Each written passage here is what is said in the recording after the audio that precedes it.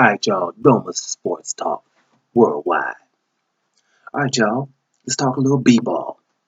As I was telling you guys about a week or so ago, hey, I'm not hyped about the season. As it was coming in, I didn't really watch too much preseason. Try to keep it on the low, because once it starts getting hot, then it's basketball. Pretty much 24/7. So it's preseason, all the trades. Follow it a little bit because you just automatically do, but just not really totally delved into to the NBA yet. But we got a couple of games. We got about 3 games, 4 games for everybody right now. And I haven't started league passing yet, right? On purpose. I don't want to get, like I said, I don't want to get too deep into it too early, because once it's on, then it's on. You know what I'm saying? And the basketball stories are going to be coming on the daily or pretty often. So we don't want to do that right now. But there's a few stories out there right from the beginning, and I'm just gonna say the obvious. The Westbrook. You know, one of my boys called him Beastbrook. Westbrook. We got to keep a big eye on him. I knew that last year. There was a few stories that were a little bit, I wouldn't say better than his, but some extraordinary stories. Steph Curry, what he's doing is something we haven't seen before as well. So it kind of takes the limelight away from a dude pretty much putting up 30, 10, and 10. Which is about to be historic here in a minute. We talking, Oscar Robin type stuff. You know, Back then, I just ain't gonna say it probably wasn't that many athletes in the league at that time. But you don't never want to disrespect what people done. And the big O is the big O. But I'm saying this guy's putting up similar numbers, and it's a reason we haven't seen them in a while. So we got to keep an eye on Westbrook. He's seems like he has a chip on his shoulder, which what the hell else is new? That's how old boy roll. And I just think if he can, if these guys can step up around him and knock down these shots, because he pretty much sets them up most of the time where it's easy shots. But if he could get some people to knock down some shots where he doesn't have to do too much and stays pretty much injury free, then we might see something special. Keep an eye on Westbrook for sure, but I don't really have to say that because this is gonna be obvious by the time you hear this. This is it's just a story. But Anthony Davis is right over there too, and this is something that's also special. In a different way, this guy is filling up all the categories. The year before last, because last year he was plagued by injuries. He was the PER. That efficiency rating. Now stats hidden, stats this, stats that. You know, but when you're filling up all of them, there's something special about you. So I keep my eye on players like that. Y'all know my favorite player is Hakeem Olajuwon. It's also somebody who fills up the stats because you kind of dominate all aspects of the game. There's not like, oh, well, here's a weakness. So Anthony Davis is also a story. But let me get to my complaining about the NBA. I'm old school. So I've seen it in different decades. The 80s, the 90s, 2000s, and now the 2010s to now. So it's a sign of getting old because you don't like all the new stuff. I guess that's what it is. But it is what it is. You see different things. You see players. And the way that they call the game right now.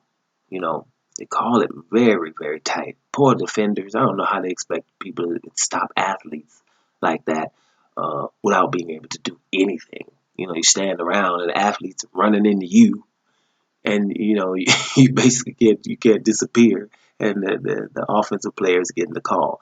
I kind of wish they would cut back on that, and I'm gonna tell you why.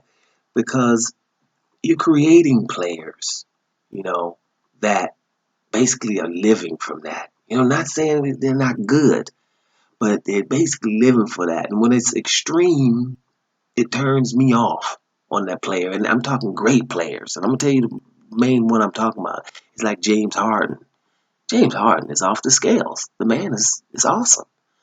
But I don't like the way that he tries to initiate the contact and he's getting these calls. Why would you run through the lane with the ball damn near as low between your legs so you can flare your flail your arms up?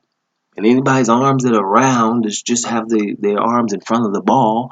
All of a sudden, you flail yours up into his, and it's a foul on him. So, but the call, he gets it so much that, hey, he's perfected this art. Okay, guys doing the swing through, but they cut down on that one, which was good. If you're going to swing through, why would you be swinging through from the 3-point line? That's not how you shoot a 3-point shot. So damn it, you ain't getting one. You go where you take the ball out. You don't need no 3-point shot because you swung through because you seen some hands right there that were in the way. They weren't moving, so you flailed into him. So if we're gonna give you a foul, we definitely ain't giving you 3 shots. I like it, because these guys are perfecting these ways to play, and I'm seeing it. Certain guys that I couldn't watch. I don't really like, and they're probably cool dudes, but I don't really like them because of this. And like Kyle Lowry, good guy, Toronto Raptors guard. You know, very good, very crafty. And when you're not that tall, you're like, what is he, 6'2" or something like that, if that. So he kind of flails and running into people and stuff like that. I don't really like him that much because of it, but he's not as bad as Harden. But then I'll see like a Kevin Durant, you know, 6'11" with mad crossovers, range out of this world. If we're talking offensive players, shit, it ain't but him and Steph. I don't know too many people better than him. Although don't sleep on Kyrie Irving either. But I'm just saying, you're 6'11", man. You don't need to be flailing into people and stuff, man. And getting shots, getting free throws like that. I just think that the NBA should be like, no, that's not a normal movement that you're doing here. If we seeing you doing this, either we're gonna no call you or you get the ball out of bounds. But all of these free throws that we're giving these people like that. And another one that's not really known, but he used to get on my nerves all the time is Mario Chalmers. I was checking NBA.com. I haven't found him on the roster. Anybody know about that? Holla at me. I don't know where Chalmers is right now, but he used to get on my nerves too because he was just looking for kind. If he's going to the hole, y'all get out the way because he's going to run into you and he's going to get that call. So those are the things that I don't like. That they just basically are taking defense out of the NBA. You know, and it's pitiful when you think wasn't just a few years ago for me. I'm not 20 years old, so it's still, everything's a few to me. But y'all just took the damn zone, put the zone defense in the NBA. Let me say it like that. The zone defense don't have nothing to do or shouldn't be in the NBA. Either you can hack it or you can't. That makes you an NBA player, right? And if you can't play good defense, then you should be a liability. You should be able to do something very well, something else. But we should be able to be playing man to man, or the dude has to get doubled or tripled or whatever it is. But zone defense is what's the difference now from FIBA or whatever else, college and all that stuff. So I didn't really like that decision, and I definitely didn't like the reason that they did it. But okay, this is something for another conversation. But if you're gonna do that, now you're giving the offensive players another advantage. You know what I'm saying? You're giving them, another advantage. Like you don't touch them. So obviously, I don't like that. I don't like the way the game's being called. But let me tell you, I'm gonna complain about that. But in about 2 weeks here, I will be probably watching 2.5 hours of b-ball every damn day.